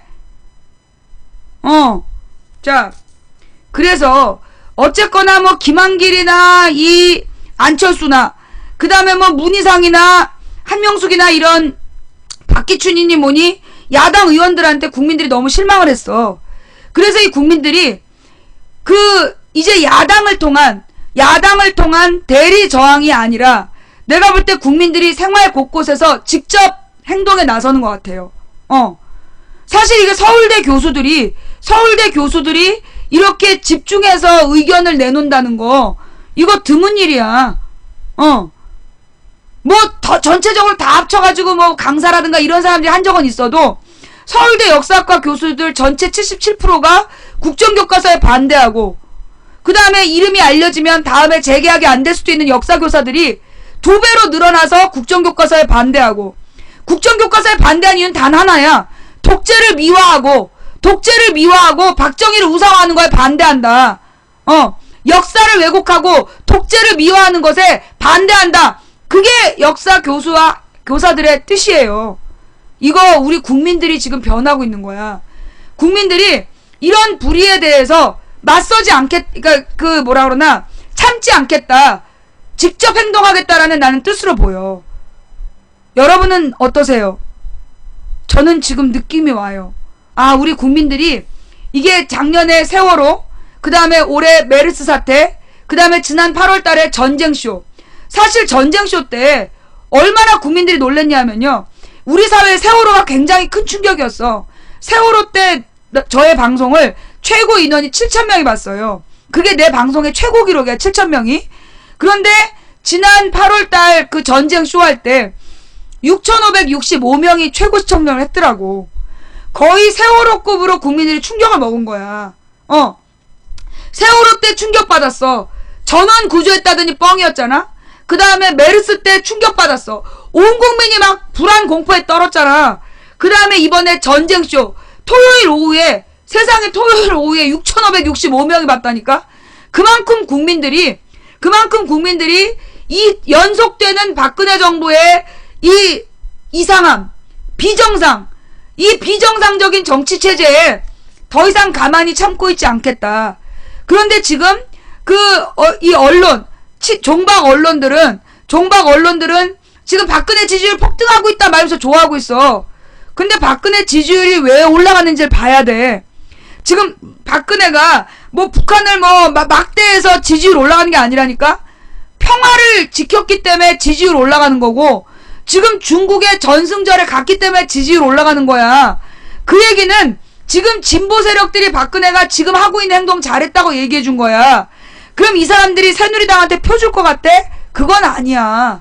너네 지금 뭐 잘못 알고 있는데, 옛날에 너네가 집권하던 시절에, 옛날에 지금 김기춘이나 이병기가 집권하던 시절에는, 검찰에서 이름 날리던 시절에는 언론이 그 땡박 땡전 뉴스를 하고, 그리고 군인 경찰이 국민을 협박해서 절대 공개적으로 지네들의 치부가 드러나지 않았던 시절이야. 그땐 인터넷도 없었고, 방송사 두 개, 세 개? 방송사 두세 개에 신문 몇 개밖에 없었어. 그런데 지금 우리에게 뭐가 있어? 인터넷이 있어. 거기 또 뭐가 있어? 해외 협조자들이 있어. 니네가 외국에서 뻥하고 다닌 거 바로 실시간으로 번역해주는 외국인 조력자들이, 외국에 나가 있는 동포들이 있어. 더 이상 너네들이 옛날에 박정희 전두환 때 식으로 국민들을 통제할 수 있다고 착각하지 마. 세상이 변했어. 팟캐스트가 있고, 국민들이 니네들이 원하는 대로 등신처럼 살지 않아, 이제. 왜? 대한민국의 국민들이 세월호를 경험했어. 대한민국 국민들이 세월호를 경험했고, 메르스를 경험했고, 지난 지뢰 폭파, 그리고 전쟁쇼, 그리고 지금 가서 반미 군사 퍼레이드에 참가하고 있는 박근혜를 봤어. 그런데 너네가 옛날처럼 뭐 좌익이냐 우익이냐 빨갱이냐 아니냐 이렇게 나눠서 국민을 속일 수 있다고 생각하지 마. 옛날에는요, 여러분, 진짜 내가 아프리카에서 방송 처음 할 때는 우리 경제가, 거짓말 아니고 우리 경제가 지금 어려운 이유가 노동자 탓이냐 재벌 탓이냐 물어보면 70%가 노동자 탓이라 그랬어. 거짓말 안 하고 내가 진짜 2007년에 물어본 적이 있어. 200명 볼 때 노무현 지지자들도 노동자 탓이라 그랬어요. 귀족노조 얘기하고. 2007년에 내가 아프리카 방송에서 물어봤어. 우리 경제가 어려운 이유가 재벌 탓이냐 노동자 탓이냐. 70%가 노동자 탓이라는 거야. 귀족노조. 그랬었어요. 예. 그런데 9년 만에 어떻게 됐는지 알아? 9년 만에 지금 여러분들 주변에 물어보세요. 자, 여러분 대답해보세요. 우리 경제가 어려운 게 노동자 탓입니까? 재벌 탓입니까? 여러분 주변에도 한번 물어보세요. 우리 경제가 지금 이렇게 어려운 게 노동자 탓입니까? 재벌 탓입니까? 내가 볼 때는요, 70%가 재벌 탓이라래요. 그죠? 지금, 그 노동자라고 얘기하는 애가 10명에 1명도 안 돼. 10명에 1명도 안 돼. 그러면 이거는 90%가 재벌 탓이라고 보는 거야. 지금 우리 경제가 재벌과 노동자 중에 누구 탓이냐라고 물었을 때, 옛날에 10년 전에는 다 노동자 탓이라 그랬어.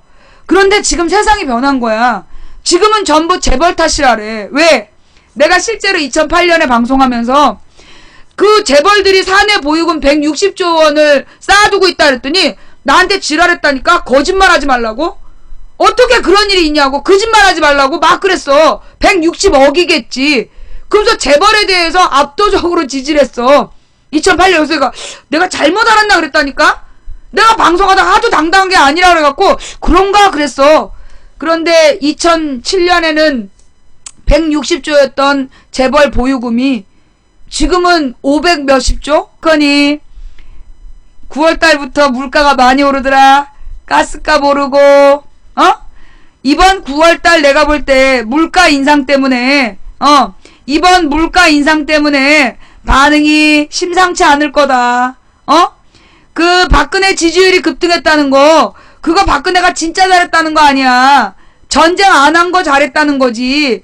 그게 박근혜에 대한 적극 지지율일 것 같아? 꿈도 꾸지 마라. 지금 세금 오르고 가스값 오르고 거기다가 소주 맥주 물가가 다 올랐어. 연병 세금 깎으려니까 소비세 깎으려니까 도리어 소비세만큼 다 올랐어. 주민세 올려라 정부 압박에 지자체 59곳이 인상을 했다. 내가 언제 선동을 했어. 네가 감동한 거지. 네가 감동해놓고 왜 나한테 선동했다고 지랄이야. 망치 부인 노답이네? 아이 무슨 노답이야. 네가 문제를 모르는 거지. 아이고 우리 어린이들 참 고생이 많아요. 지가 감동해놓고 나한테 지랄이야. 내가 언제 선동했어? 너 막 내 말을 듣고 막 청와대로 쳐들어가야 되겠다 이런 마음이 생겨? 그럼 새끼 네가 감동한 거야. 난 그런 말 안 했잖아. 선동이 뭔데? 누군가의 마음을 흔들어 무엇인가 행동하게 하다. 그게 선동이야. 내가 너한테 뭘 하라고 시켰는데 뭘 선동했다고 선동이래. 선동 나쁜 말 아니야. 예. 자, 오늘 목요일이죠? 내일 방송 또 할 수 있다. 자, 오늘 못한 얘기는, 방송 너무 오래 했어. 오늘 못한 얘기는 내일 할게요. 아유, 내가 이제, 시간이 없어서 오늘은 여기까지만 하고, 자세한 내용은 우리 내일 다시 합시다. 예. 자, 오늘 방송 어떠셨어요? 볼만 하셨나요? 예. 볼만 하셨다라면 추천 부탁드릴게요. 예. 자,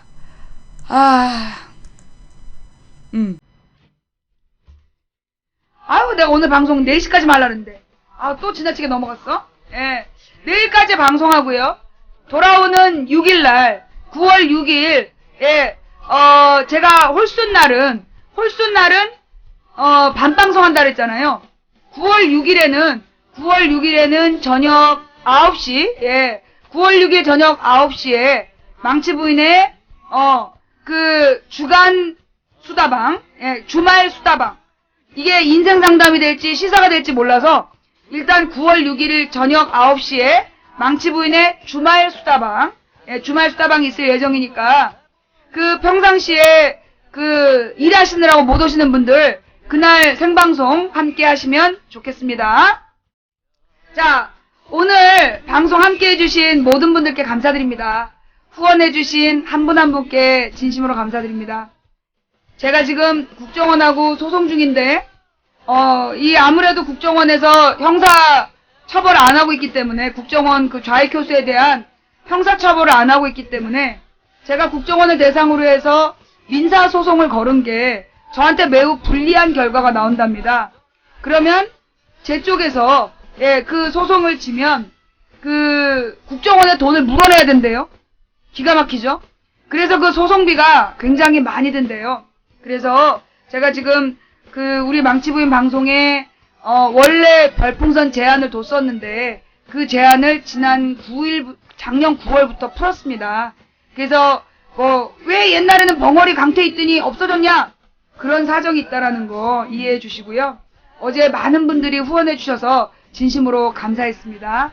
예, 여러분들의 뜻 제가 응원으로 받아들이고요. 포기하지 않고 이 싸움을 계속해 나가겠습니다. 한 분 한 분 감사 인사 드려야 되는데 감사 인사 못 드린 점 대단히 죄송합니다. 오늘 팬 가입해주신 분들께도 더욱더 감사를 드립니다. 그리고 오늘 추천해주신 3,939분께도 진심으로 감사를 드립니다. 예, 그리고 오늘 이 방송 처음부터 끝까지 시청해주신 여러분께 더욱더 감사드립니다. 이 방송 녹음 녹화 떠서 유튜브와 팟캐스트에 올려주시는 우리 시청자분들께도 진심으로 감사를 드립니다. 우리가 가는 길은 성공이 보장된 평탄한 쉬운 길이라서 갈만한 길이라서 가는 것이 아니라 가야 할 길이라서 간다. 한 사람이 꾸는 꿈은 꿈일 뿐이지만 100인이 꾸고 만인이 꾸면 현실이 된다. 된다고 믿든 안 된다고 믿든 당신의 믿음대로 될 것이다.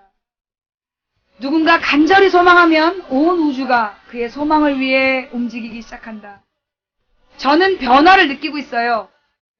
여러분도 느끼시나요? 지금 우리 국민들이 굴기하고 있는, 우리 국민들이 민주주의를 위해서 일어나고 있는 느낌을 저는 받습니다. 여러분도 그렇게 느끼시나요? 그렇게 느끼신다라면 손! 우리 대한민국 국민들이 지금 더 이상 민주주의에 대한 탄압과 왜곡을, 역사에 대한 왜곡을 잠자코 있지 않겠다라는 마음으로 일어서고 있는 국민들이 느껴진다면, 민주적 굴기를 느끼신다면 손! 감사합니다. 지금까지 도봉구 창동 사는 불량주부 망치 부인이었습니다. 함께 해주신 모든 분들께 진심으로 감사드리고요. 매니저님들 수고하셨습니다. 다음 방송은 내일 낮 2시